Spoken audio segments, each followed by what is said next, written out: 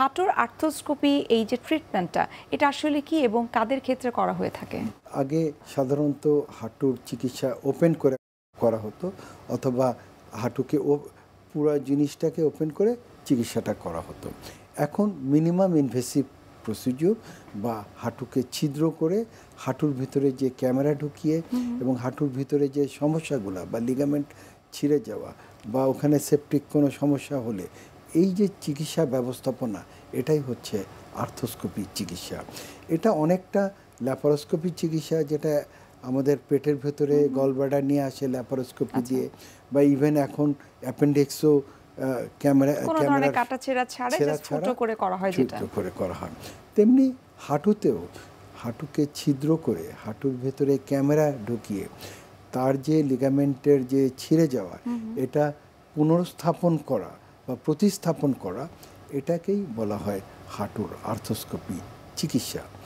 এখন কথা হচ্ছে যে কেন আমরা হাঁটুর চিকিৎসাটা এইভাবে এন্ডোস্কোপি দিয়ে বা আমরা আর্থ্রোস্কোপি দিয়ে করি।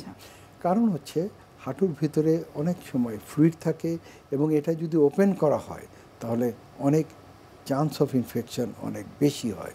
সেজন্য আমরা হাঁটুতে ছিদ্র করে এই চিকিৎসাটা করে থাকি। সাধারণত দেখা যায় যারা অ্যাথলেট অথবা অ্যাক্সিডেন্টাল কোনো কারণে, অথবা মেয়েদের ক্ষেত্রে দেখা যায় যারা হাই হিল পরে কোনো কারণে হয়তো পায়ে মোচড় খেলো, তখন কিন্তু দেখা যায় তাদের লিগামেন্ট ইনজুরি হয়, লিগামেন্ট ছিঁড়ে যায়। তো তখন কি আসলে প্রাথমিক ট্রিটমেন্ট হিসেবে তারা ডিরেক্টলি এই ট্রিটমেন্টের আপনারা শরণাপন্ন হন, অর্থাৎ আর্থ্রোস্কোপি করে থাকে, নাকি প্রাথমিক কোনো ট্রিটমেন্ট করে থাকে? আমাদের মোডালিটি ট্রিটমেন্ট, সেটাকে আমরা প্রথমে রেস্ট দেই, তারপরে আইস কম্প্রেশন দেই, তারপরে হচ্ছে ব্রেস বা অনেক সময় প্লাস্টারের শরণাপন্ন হই, এবং এলিভেশন, এটা হচ্ছে আমাদের প্রাথমিক চিকিৎসা। তারপরে হাঁটু তখন ফোলা থাকে এবং হাঁটুতে এবং ব্যথা থাকে। এই পর্যায়ে কমে গেলে অনেক সময় 2 থেকে 3 সপ্তাহ পরে আমরা হাঁটু এক্সামিন করি। অর্থাৎ তার বিভিন্ন টেস্ট আছে, ড্রয়ার টেস্ট, তারপরে ম্যাকমারি টেস্ট, এই সমস্ত টেস্ট করি। টেস্ট করার পরে আমরা অনেক সময় এক্স-রে এবং এমআরআই শরণাপন্ন হই এবং আলটিমেটলি ডায়াগনোসিস করি যে কি হলো, তার কি লিগামেন্ট ইনজুরি হলো না তার মেনিসকাসে ইনজুরি হলো। এগুলা যখন আইডেন্টিফাই করি তখন আমরা ডিসিশন নেই যে তার অপারেশন লাগবে কি না। যদি লাগে তাহলে আমরা কিভাবে করব, সেটা কি ওপেন করে করব না আর্থ্রোস্কোপি করে করব। সাধারণত এখন ম্যাক্সিমাম অপারেশন হাঁটুর ভিতরে সাধারণত আমরা আর্থ্রোস্কোপি মেশিন দিয়ে করি।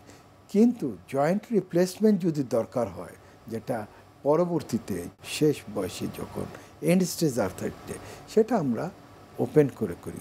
যেমন অনেকে প্রশ্ন করে, আপনারা কি আর্থ্রোস্কোপি দিয়ে জয়েন্ট রিপ্লেসমেন্ট করেন?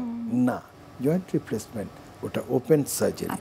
আর হাঁটুর লিগামেন্ট রিকনস্ট্রাকশন, যেটা অ্যান্টেরিয়র ক্রুশিয়েট লিগামেন্ট বা পোস্টেরিয়র ক্রুশিয়েট লিগামেন্ট বা মেনিসকাস, এই ধরনের জিনিসের যে ইনজুরিগুলা, যেটার শল্য চিকিৎসা যে ব্যবস্থাপনা, সেটাই হচ্ছে আর্থ্রোস্কোপি দিয়ে আমরা করে থাকি।